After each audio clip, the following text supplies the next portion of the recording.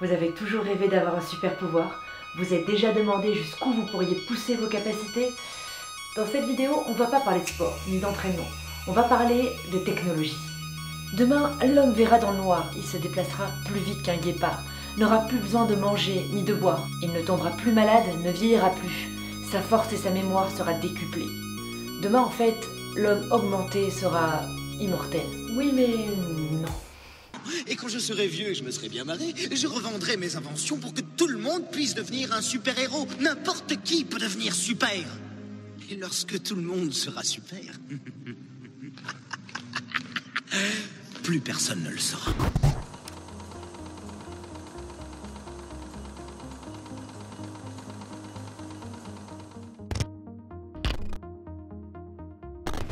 Denise Gabor, prix Nobel de physique, nous a soumis une hypothèse.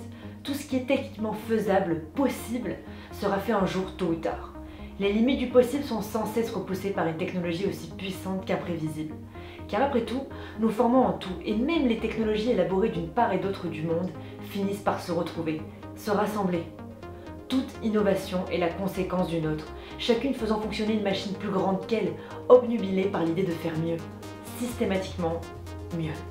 C'est sur ce postulat que le transhumanisme puise son essence même, sur l'idée que nous pouvons transcender nos limites biologiques par la technologie.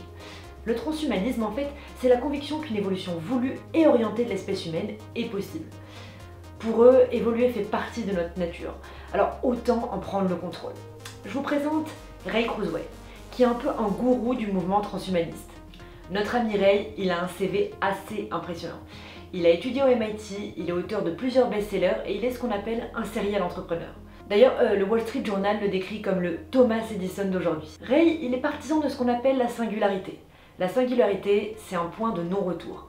Un moment de notre civilisation où l'intelligence artificielle prendrait le pas sur l'homme, devenant autonome et rendant possible ce que l'on pensait jusqu'ici irréalisable. Ah ouais, comme ne plus oublier le code de sa carte bleue? Mieux, comme ne plus mourir, par exemple. Ces IA, associées au progrès dans la nanotechnologie, les biotechnologies, l'informatique et les sciences cognitives, permettront à l'homme de fusionner avec la machine. Une nouvelle humanité naîtra alors où tous les problèmes humains les plus complexes seront résolus. Vous pourrez alors supprimer vos émotions négatives grâce à des médicaments modificateurs d'humeur. Les thérapies géniques gommeront vos faiblesses et vos défauts. Vous pourrez changer de corps en transférant toute votre mémoire dans une puce. Évidemment, vous ne tomberez plus malade, ne vieillirez plus, vous ne perdrez plus d'être cher. Si tous ces changements ne se feront pas d'un coup, mais s'étaleront sur des décennies, la singularité, elle a bien une date, une année charnière, 2045.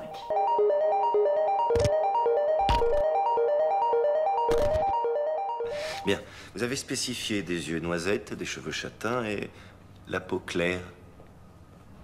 J'ai pris la liberté d'éradiquer tout risque de préjudice potentiel tels que calvitie prématurée, myopie, alcoolisme et prédisposition aux dépendances, tendance à la violence, obésité, ce genre de choses. Nous ne voulons pas qu'il ait des maladies, certes, mais... Oui, nous demandions seulement si ce serait bien de laisser quelques petites choses au hasard. Vous voulez donner à votre enfant le meilleur départ possible? Faites-moi confiance, il reste déjà suffisamment d'imperfections. C'était un extrait de Bienvenue à Gattaca, un film qui imagine ce que pourrait être un monde où l'eugénisme est à la mode. L'eugénisme, c'est la volonté d'améliorer la race humaine. Bon, cette pensée, c'était celle que prônait Hitler avec la race aryenne. Ouais, c'est pas ouf, mais c'est bien plus que ça en réalité. La technologie nous a ouvert de nouvelles possibilités. Aujourd'hui, nous avons les moyens d'améliorer un être humain avant même qu'il naisse. Techniquement, on pourrait choisir le sexe de son futur enfant, ses caractéristiques physiques et même son état de santé. En fait, comme dans les Sims. Dans un autre registre, Elon Musk a récemment présenté les avancées de sa start-up Neuralink. Il aurait développé un implant sans fil capable de communiquer par Bluetooth une partie de l'activité cérébrale. Alors, pour l'instant, ça semble fonctionner que sur des truies. Voilà.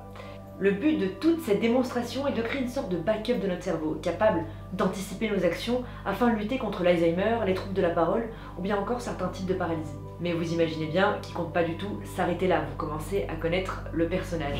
À terme, cette puce servira de stockage pour notre mémoire. Elle permettra ainsi d'augmenter les fonctions du cerveau humain. Et c'est loin d'être le seul à bosser sur ce genre de technologie. Évidemment, il y a des labos et des universités sur le coup, mais tout le monde semble s'approprier le sujet. En baladant sur Instagram la dernière fois, je suis tombée sur une fille qui avait designé un second pouce. Je vais vous laisser juger par vous-même.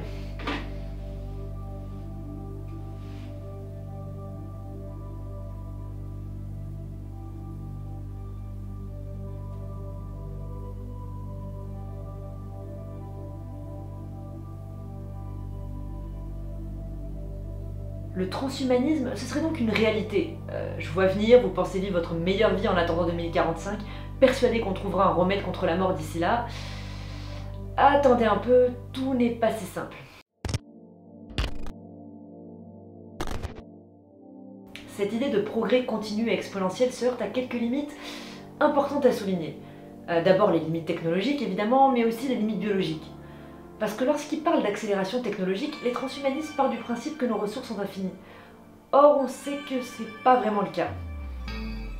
Il y a aussi l'aspect quantique à prendre en compte. Forcément, à un moment donné, on ne pourra pas aller au-delà de la physique et réduire en taille sans limite les composants électroniques. Mais le plus grand obstacle n'est pas la machine, mais la biologie.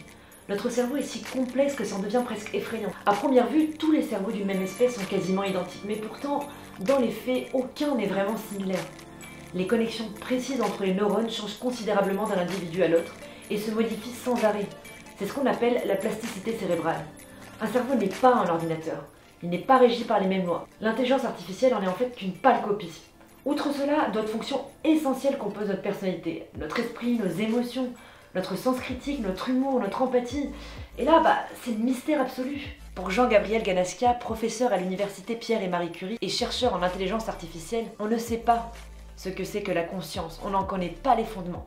On n'est donc pas capable de créer une machine consciente. Pour cela, il faudrait que la machine perçoive comme nous, la douleur, le plaisir, et quand bien même elle ne les percevrait pas de la même manière que nous. Dire que la machine sera un jour plus intelligente que l'humain, c'est occulter ce que nous percevons. Mais c'est aussi ne pas comprendre ce qu'est l'intelligence humaine.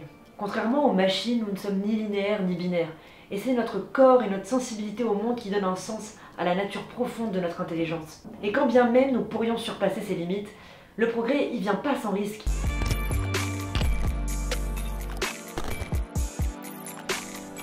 The primitive forms of artificial intelligence we already have proved very useful.